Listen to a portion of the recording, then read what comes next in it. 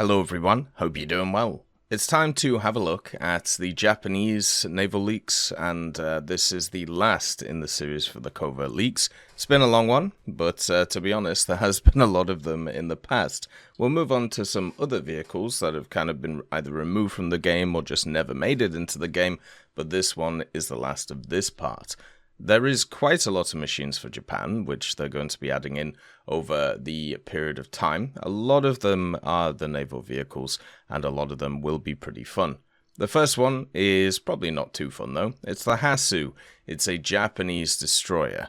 Now, the Hasu is part of the Mommy class destroyers. They actually brought in a Mommy recently, so this is probably going to be a premium one, and it has the 3 single 120mm guns and also 2 twin 533mm torpedo tubes. So it doesn't really have a massive armament, doesn't really have a lot that it can do, but at the same time, it's a pretty standard destroyer that you'll find at the lower echelons of the Blue Water Tree.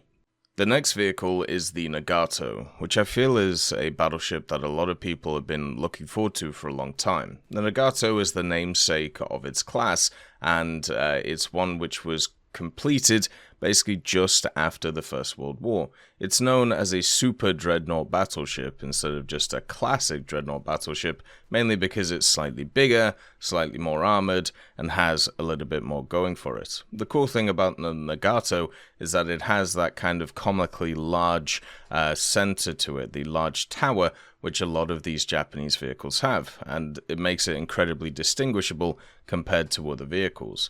The vehicle has 4 twin-mounted 16-inch guns, which of course will put out a lot of firepower.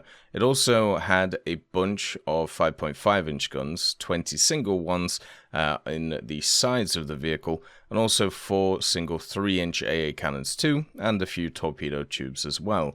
At maximum, this thing had an armored belt of 305mm, and then on the gun turrets, 356mm, so it'd be an incredibly tough nut to crack. This vehicle actually took part in a lot of the Second World War for the Japanese. It survived the Second World War, and in mid-1946, it was basically used for nuclear testing at Operation Crossroads, where it survived the first test with little damage, but then was sunk in the second. This vehicle is one of those iconic ones, which I feel like would definitely be interesting to see in the Japanese tech tree. The only question is, do they bring in as it was built, or the modification?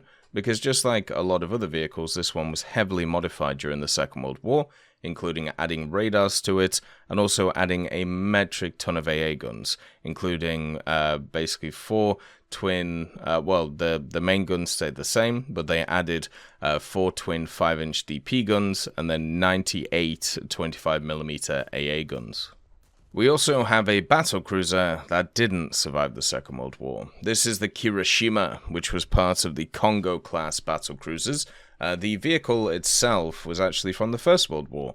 It was laid down in 1912 and commissioned into service in 1915. The vehicle served with the Japanese Navy until the Battle of Guadalcanal, where on the 15th of November 1942, it was sunk. So this one unfortunately didn't survive. It had the punching power of many battleships, with 8 14-inch guns in 4 twin mounts. It also had access to 16 6-inch guns as well, with access to 5-inch DP guns in 8 dual mounts and a bunch of 25mm, or at least it had a chance of it. The biggest difference between this, though, and the battleships is, what all battle cruisers had, which was less armor. This vehicle didn't have a metric ton of armor. The belt was at maximum 280mm, and the turrets 230. The difference between a battlecruiser and a battleship, just in short, is a battlecruiser has the firepower of a battleship, but it relies more on speed to be survivable instead of overall armor. So see battlecruisers as kind of lighter, faster battleships. The idea didn't really work very well, which is why certain ones in history got kind of hammered, but yeah, that's the basic idea.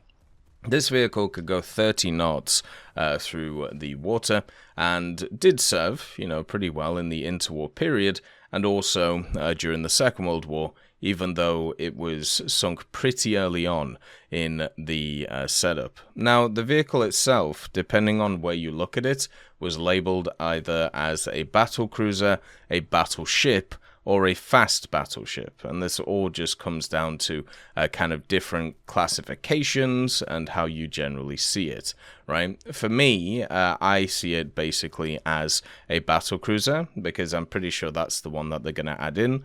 But they did in general actually reconstruct the vehicle halfway through its life and technically turned it into a battleship. But as I said, for me, I see it as a battle cruiser.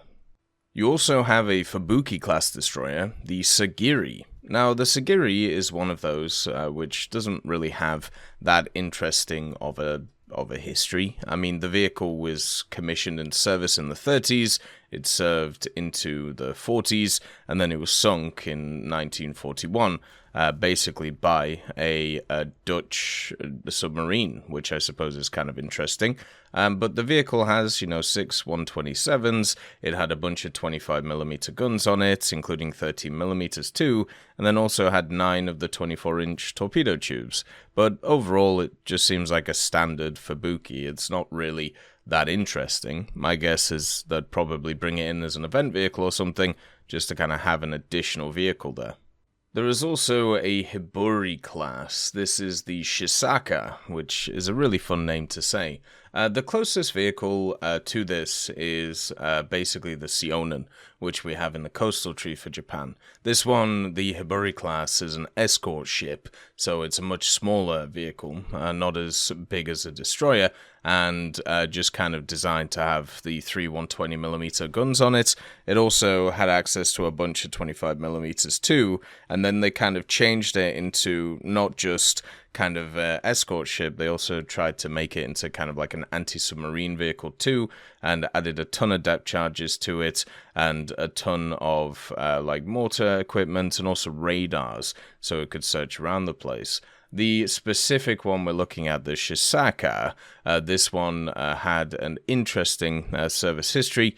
Basically, it was laid down in 1944, then completed in 1944 too. It only took about 5 or 6 months to actually complete, but it was decommissioned on the 15th of September 1945. It was surrendered to the Republic of China on the 6th of July 1947 and renamed Huan. It defected to the PLA on the 23rd of April 49 and then sunk by an aircraft at Yanziji on the 28th of April 49.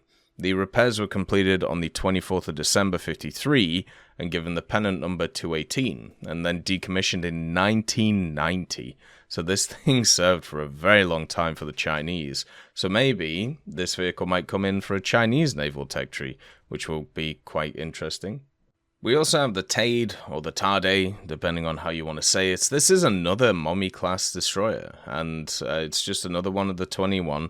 Not really that interesting. It was completed in 1922, so served in the interwar period as kind of a faster destroyer, but not really a great armament. It had, of course, still only the 3 single 120mm Type 3 guns and the 2 twin sets of torpedo tubes, but the vehicle didn't survive the war. It got torpedoed by the USS Seawolf in 1943, so it was annihilated by a submarine, which is kind of sad.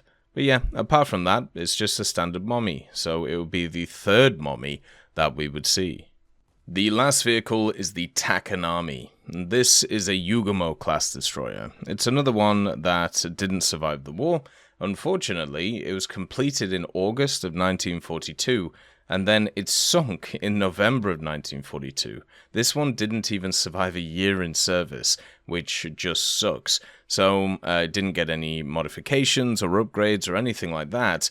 It just got annihilated. The Yugamos in-game are actually really cool.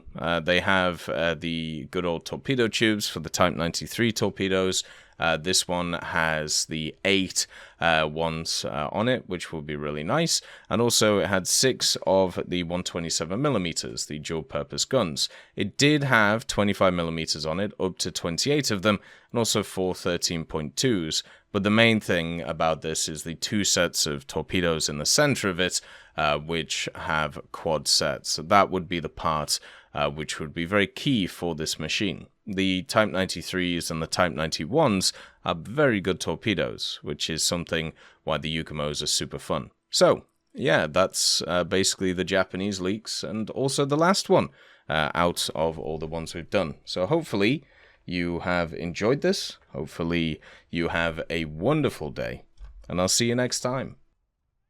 I'd just like to thank GMG Smiley, CD Beans, Chieftain Mike, EMN3 Galaxy, Tulio Pontecorvo, Brendan Quinn, Carrion Crow, Gus Irenicus, Pyman, Wartinder, Teddy, Daniel Stanton, Martinez, B. Young, Ozzy Panzer, Alan Hacker, Liam Shear, Opium Prime, Lafouche, Sem, Aslan, Uncle Bean, and Derek R. for supporting the channel.